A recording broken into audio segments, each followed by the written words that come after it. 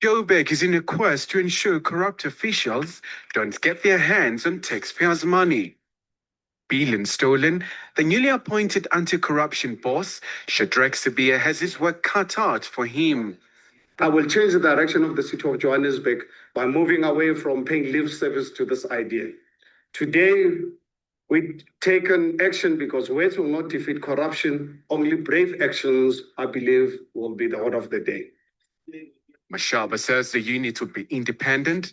There'll be no political interference in investigations. Sibiya is no stranger to fighting corruption. He rose in the ranks to lead the commercial unit of the Hawks before becoming its Gauteng head. He was expelled over his alleged role in the rendition of Zimbabwean nationals. I'm not a politician. I'm an experienced and professional investigator. I'm grateful for the mayor's approach to this unit, operating without fear, favor, or prejudice. Mashaba challenged Sibiya to be fearless. I give you an open invitation to investigate me or any member of this government at any time you may deem necessary. Mashaba has repeatedly stated that corruption is public enemy number one, and he's determined not to let anyone steal from the poor.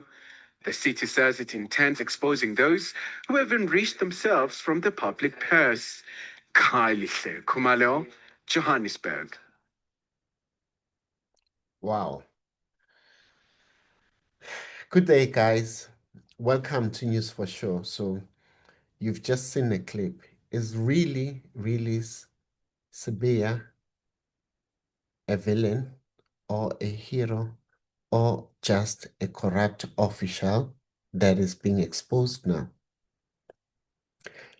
Almost 8 years ago, the media was singing praise. All the independent forensic investigators were saying he is fearless. 8 years later, we are now hearing the media are spreading the news of saying that all the negative news about him due to recent activities. Good people, what am I trying to say here? As us, News for Sure, we try to break down certain things. The news that are currently are leading our mainstream media is that the Madlanga Commission has made a ruling, has had not the ruling, has actually had the evidence about the corruption that Sibiya has been involved in. But what is strange is that amongst the information that has been presented in the Madlanga Commission is the information from the city of Johannesburg. But I've just played you a press brief by a mayoral committee, a mayor that actually appoints the guy. Now, I'm not his spokesperson. I'm definitely not his fan. I can assure you, I'm not his fan because, yeah, it's something that I will disclose later on, but I'm definitely not his fan. I am just an independent person that analyzes information. So it's very important that we understand that his existence or his appointment in the city of Johannesburg, he didn't go there. He was appointed by the executive whom were leading the city of Johannesburg at the time. Former Mayor Herman Mashaba, who was for Democratic Alliance. So therefore, he was there purely by the invitation of the executive of the city of Johannesburg.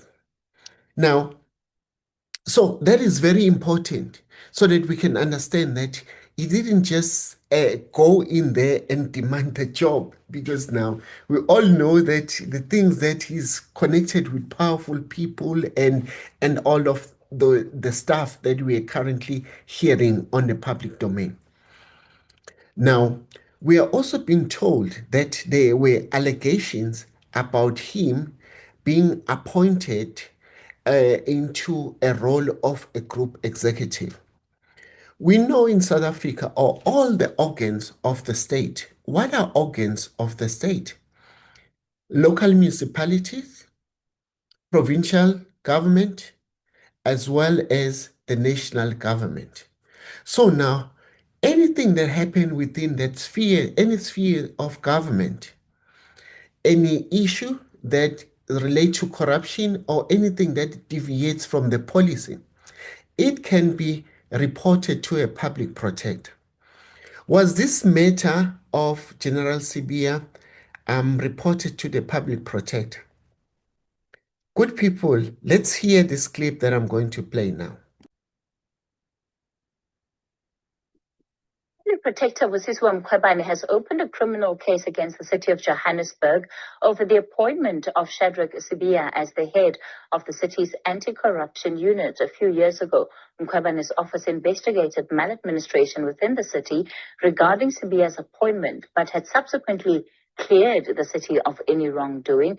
Sibiya recently won a bid at the Labour Court after being wrongfully axed. This is from the Hawks in 2015 and now has to be reinstated as a member of the SAPS. The Public Protector's Office says in recent weeks, information has come to light that a competency report was not submitted. It's a document that could have swayed the decision in terms of approving Sibiya's appointment to the city's anti-corruption unit. Well, for more on the story, I'm joined by mayoral spokesperson Mabine Siabe. Mabine, good evening to you. Thank you so much for your time. Look, there seems to be a lot of confusion, but a lot of it is centering on this report that was seemingly conducted into the appointment of Shadrack Sibiya before, that had found that the process to actually bring him into the job was irregular and unlawful.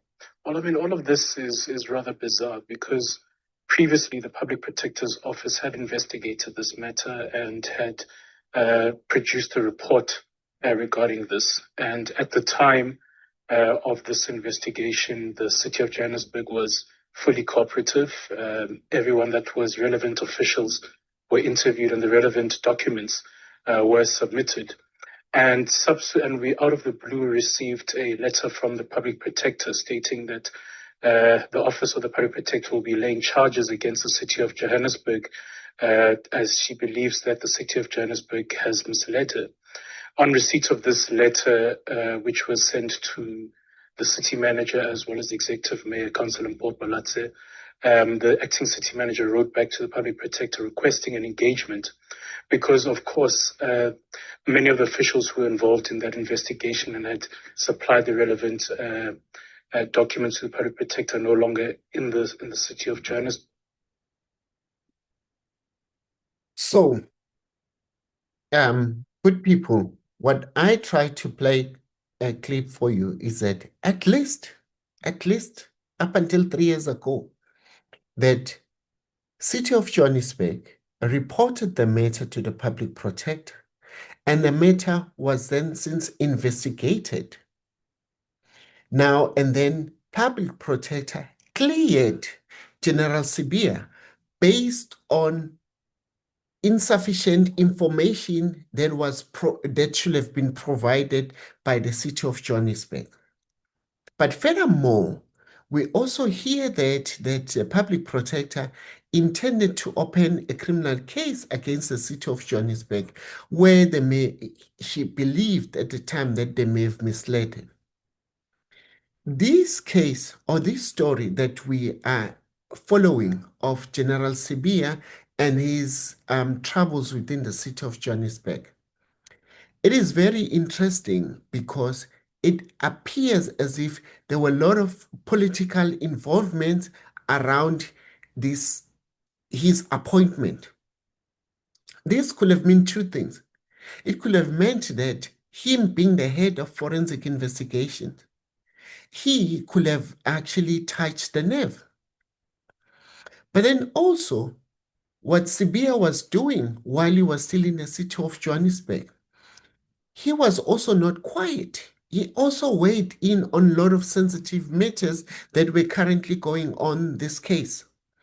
Which case I'm talking about? I'm talking about the case of Senzo Meyiwa, where he was already stating that he wanted to be involved in the case because he could solve it. He believed that he could have solved the case as early as in 2015. I want to show you an article that was written by the same media, which was praising Sibiya, which was always interviewing Sibiya because at the time, it appears as if Sibiya was being perceived as a person who was fighting anything that was against Zuma and Zuma's allies. I know that most people will be a bit confused by this thing.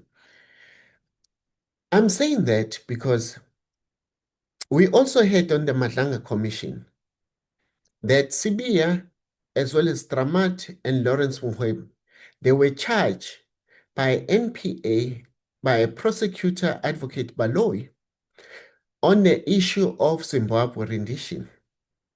A person who paved the way for them to be charged as well was a national commissioner at the time, who said the police have no business in transporting criminals to the border, was General Mkwanas. He said, no, that's not part of the police job. If they see that something is wrong, then his members must be subjected to a criminal process, and then they must prove innocent in that way. Now, then, do you see that he's been on the media for all reasons that you can think of? But then now, because now, at the time, Mkhwanazi was seeing that he was appointed by President Zuma, then anything that was Zuma appointee was the left was really against it, or the other establishment was really against it. So that is why now we have this sequence of events where General Sibiya has been doing what he's been doing. I believe that he's been very consistent in what he's been doing, whether right or wrong. Now, it's the media that is flipping and the country that is flipping on him. Why? Every time, any other time, Sibiya was right and all the other organs of state were bad. Now, the organs, now, because now it comes now, the new bad publicity is coming from a different angle. Now, the same media is going against him. I just want us to take a look at this article. So this article is dated the 28th of February 2018. It reads, the former Gauteng Hawks head vows he can solve Mayo's murder case. Let's just scroll down and see what's inside there. You see, guys, it says that the former head, Shadrack Sibiya, believes that he can crack the unsolved murder case of ex-Bafana Bafana and Orlando Pirates goalkeeper Senzo Meyiwa.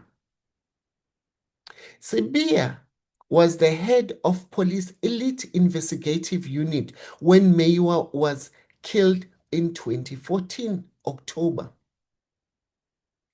He told Sowetan, which is a publication, yesterday, amid the mounting allegation that he was part of the cover-up on the matter.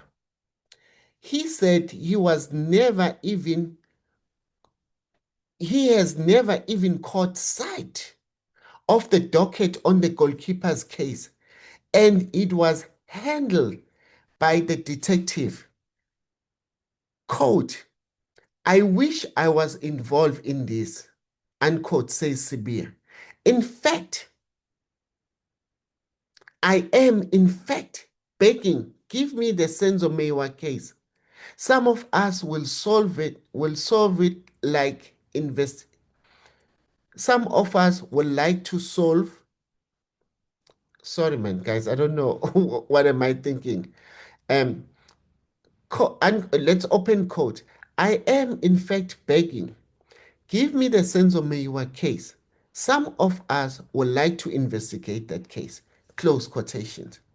Now, this statement is quite interesting and jaw-dropping because if you follow the Senzo Meyiwa case, we learned that at least in 2019, Shadrach General Sibiya was involved in the case of Senzo Meyiwa, as well as in